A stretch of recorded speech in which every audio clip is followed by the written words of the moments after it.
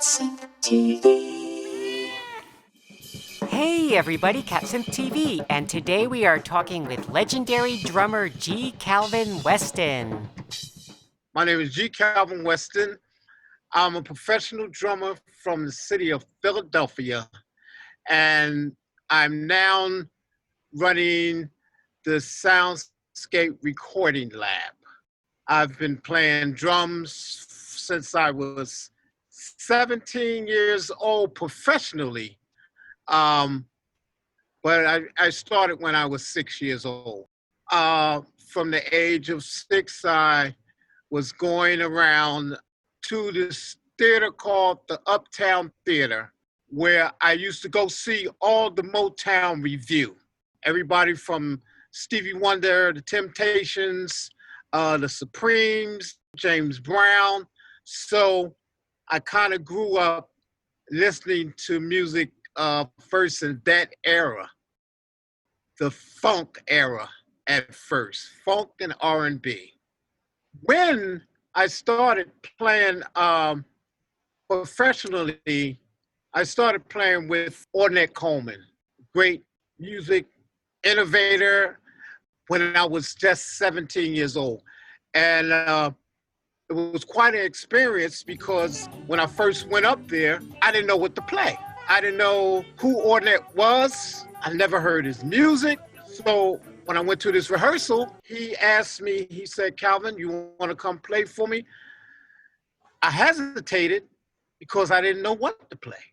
So I went to play, and out of everything that was going on, he stopped the music and said, "Calvin, this is not jazz music."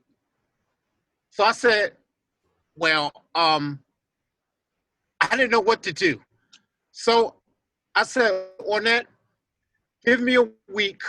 Let me go home and study something." And he gave me a list of his songs. And for a week, all I did was listen to Mahavishnu Orchestra. And on every tune of Mahavishnu that I listened to, I wrote the name down beside Ornette's tune of the Mahavishnu tune I was listening to. The next week I went back up, still not knowing what to do, but I did have a plan to play Mahavishnu tunes to Ornette's tune. And when he called a song called Song X, I looked at my piece of paper and I said, "Okay, I'm gonna play Birds of Fire." Song X played, I played Birds of Fire. Ornette didn't stop the music then. He kept playing. We kept playing. And at the end, he said, "Oh, that's good, Calvin. I see you went home and you did something." But I never told Ornette what I did, that I was playing somebody else's compositions to his music. So that was my fallback, or that was my program to go on. And lo and behold, it worked. And I was in the band. When you talk about rehearsing with Ornette Coleman, we're talking about 11, 12 hours a day of rehearsals. He held his rehearsals like a classroom. He's sitting in the middle and we in a circle around him. That was pretty grueling, but it was very educational, and I was in the learning process. From there, I recorded 3 albums with Ornette Coleman. One was called Version Beauty. Another one was called Of Human Feelings. And the last one that I did with him was called In All Languages. And that was a double record cassette with the group Prime Time and his older group with, I think he had Billy Higgins, Charlie Hayden, and Don Cherry. We all used to rehearse together. First they would rehearse, and then we would rehearse. So those rehearsals actually turned into maybe, it's not even 14 hours in a day, but when they was playing, we had to sit there and listen and learn what they was doing. And I'm most grateful for the teaching of Ornette, because he actually taught me, listening to him, his melodies, on how to play melody on the drums. Let's just talk a little bit more about that. What it means to play melodies on the drums. The play melody on the drums is basically to play the pattern of the melody in rhythmic form. If he was to play something like, which is dancing in your head, I would tap that out on the drum. But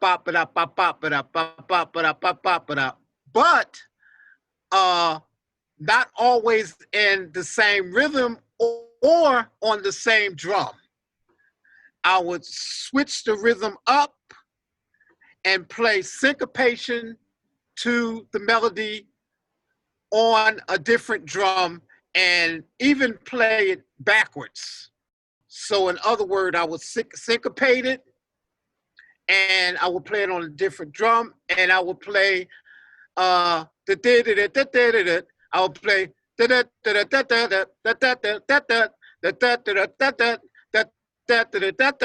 and I would just repeat that over and over. Playing with Ornette was quite an experience, wonderful experience. So I recall one day at Ornette's rehearsal, this huge man walks in and he sits down. I didn't know who he was. And we was rehearsing, and he asked Ornette, he's like, who's that drummer? Who's that drummer? And who was asking who I was James Blood Ulmer. Didn't know James Blood Ulmer, didn't know none of his music or anything.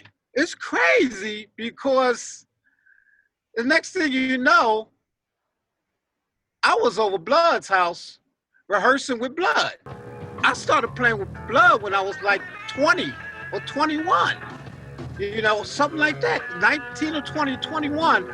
And James Blood Ulmer had a whole different way of, for me to play his music. First of all, at the first rehearsal, he took away, I sat behind the drums kit, and he said, take the snare drum and put the snare drum in the corner. And I'm like, what? Then he said, now, you see those cymbals, take the cymbals and put them over there with the snare drum. So all I had was a hi-hat, 2 rack toms, and a floor tom. And I'm saying, now what am I gonna do with this? What I'm gonna do with this? He said, now you're gonna play a drone. A drone, I didn't know what a drone was. So he kept hitting this E string, like do, do, do, do, do, do, do, do, do. And he said, you hear that? I said, yeah. He said, I want you to mimic that sound on just the tom-toms with 4 on the floor, 1, 2, 3, 4 on the bass drum, and I only want you to accent on the hi-hat. And I want you to sound like the drums that's coming from the jungle. I start playing a rhythm like and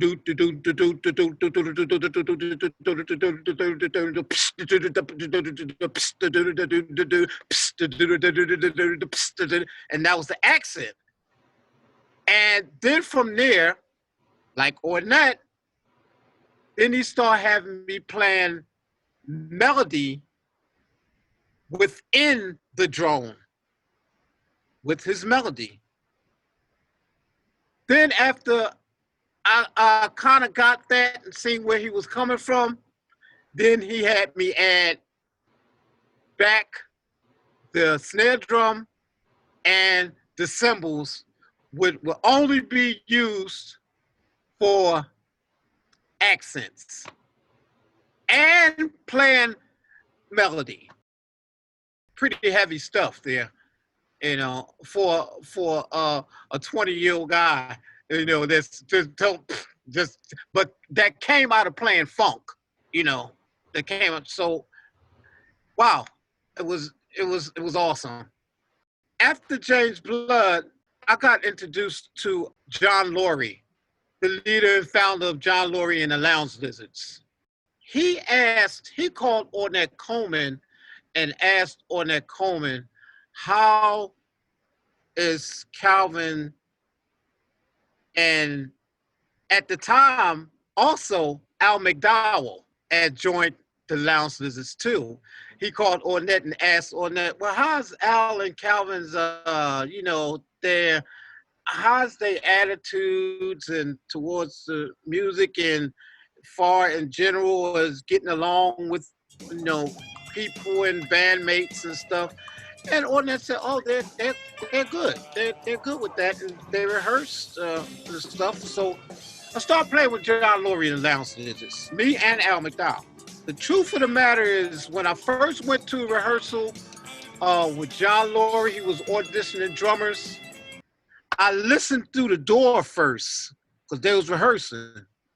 And man, it sounded so good.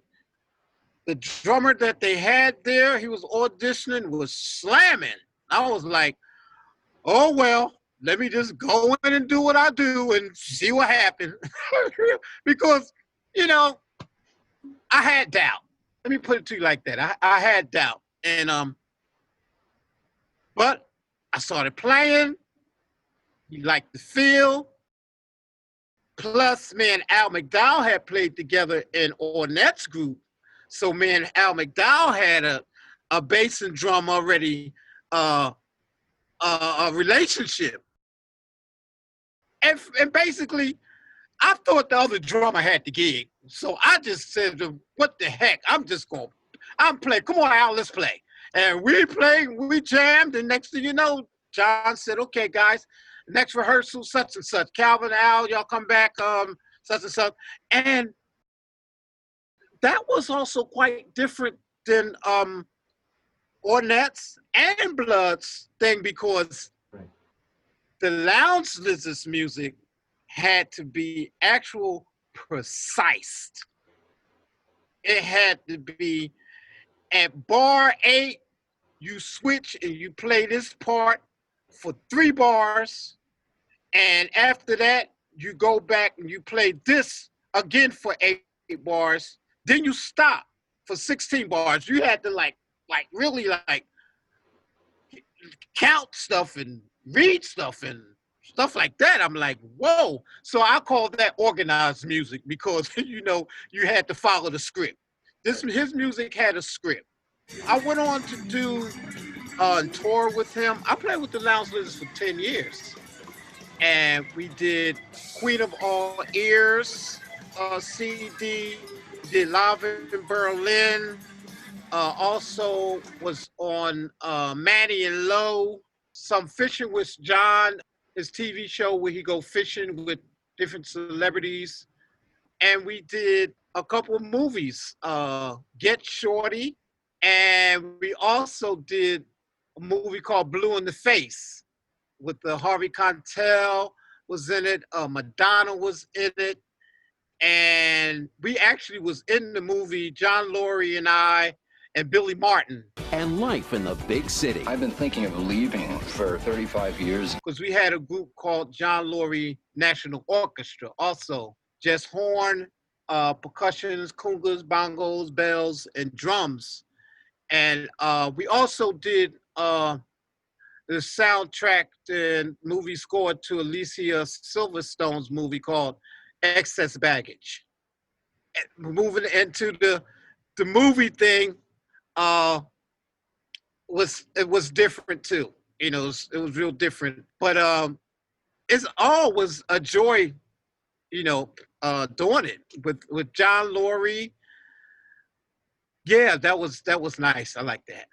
Also with James Blood Ulmer, we had a group called Phalanx with George Adams on saxophone, Amin Ali on bass, which is on all the other James Blood records that we did.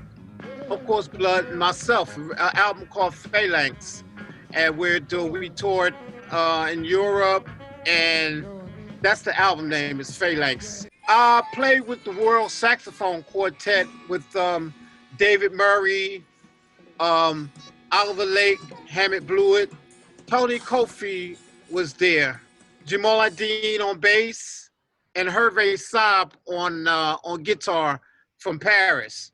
So we toured with that band. Also played with Mark Rebo. We have a band called the Young Philadelphians, and played with James Carter also. And we did a record called Laying in the Cut with James Carter. That was experience too. And still today, still play with Mark Rebo in the Young Philadelphians. So here at Soundscape Recording Lab, this is what I do.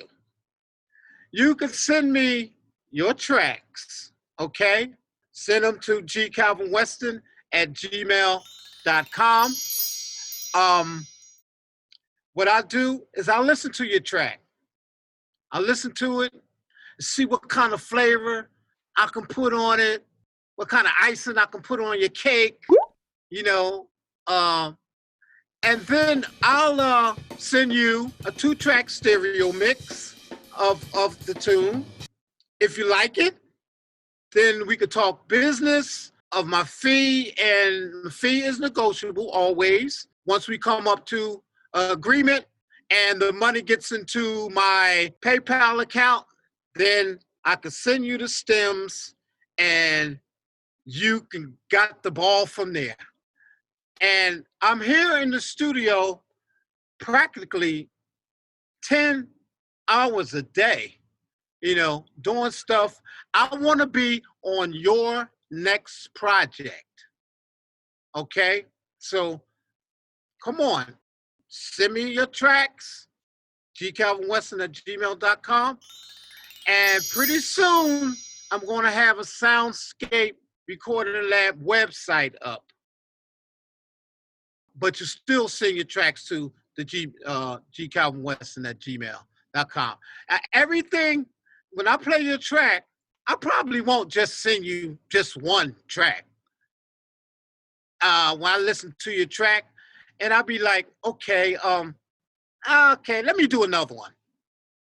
Then I'll do another one, and I'll say, well, okay, let me just do another one. I might do 3 or 4 tracks for you, and send them to you so you can pick and choose which one, you like, or you can move this here, move that there, move that there. But it's all played with passion, sweat, some pain, because sometimes I hit my hands on the drums, and that hurts. But that's where I'm at. I'm true to my word, and I'll give you 100%, 100+% of what I do here at Soundscape Recording Lab. To find out more about G. Calvin Weston, please visit his website and check out the description below this video. And please tune in to part 2, where we talk more about his own music and philosophy. Thanks for watching. Check out more at www.catsynth.com. And please subscribe to CatSynth TV. Ladies and gentlemen, you are watching CatSynth TV.